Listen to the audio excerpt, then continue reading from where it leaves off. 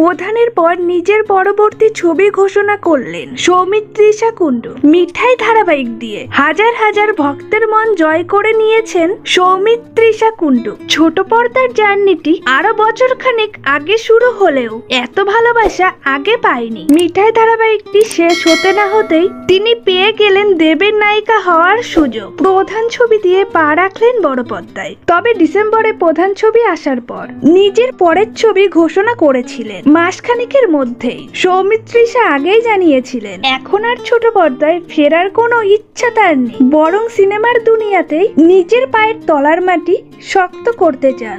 দ্বিতীয় ছবিতে অভিনেত্রীর নায়কের নাম সৌরভ দাস আর সিনেমার নাম 10ই জুন। সিনেমার গল্পে দেখা যাবে একদিন বাড়িতে একা মিতালি, হঠাৎই বাজে বাড়ির বেল আর দরজা খুলতেই দেখা যায় হাজির হয়েছে এক খুনি। পুলিশের হাত থেকে বাঁচতে সে আশ্রয় নিয়েছে মিতালির বাড়িতেই। বন্দুক নিয়ে সে ভয় দেখায়, মেরে ফেলার হুমকি দেয় মিতালিকে। প্রথম দিকে বেশ ভয় পেয়ে যায় মেয়েটি, তবে পরে সামলে নেন। ধীরে ধীরে সে প্রশ্ন করতে থাকে সেই খুনিকে কেন সে খুনটা করলো তাও জানতে চায়। এইদিকে মিতালি কেন এত প্রশ্ন করছে তা নিয়েও প্রশ্নের দানা বাঁধে খুনির মনে। এই সব কিছুর সঙ্গে কি কোথাও গিয়ে জড়িয়ে আছে 10ই জুন তারিখটি জানা যাবে অবশ্যই ছবি মুক্তির পরে। দ্বিতীয় ছবির খবর সোশ্যাল মিডিয়ায় ভাগ করে নিলেন সৌমিত্রিষা কুণ্ডু। গত কয়েক মাস ধরেই জল্পনা চলছিল সৌমিত্রিষার পরবর্তী প্রজেক্ট নিয়ে। প্রধানে তার করা রুমির চরিত্রটি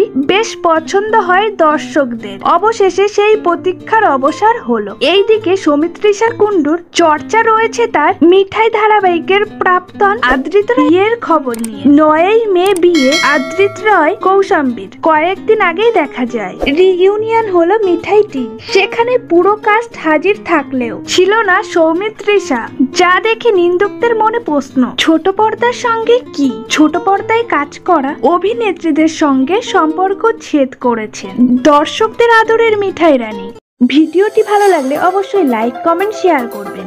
ডেইলি নিত্য নতুন ভিডিও পেতে ছায়াছবির জগৎ চ্যানেলটিকে সাবস্ক্রাইব করতে ভুলবেন না।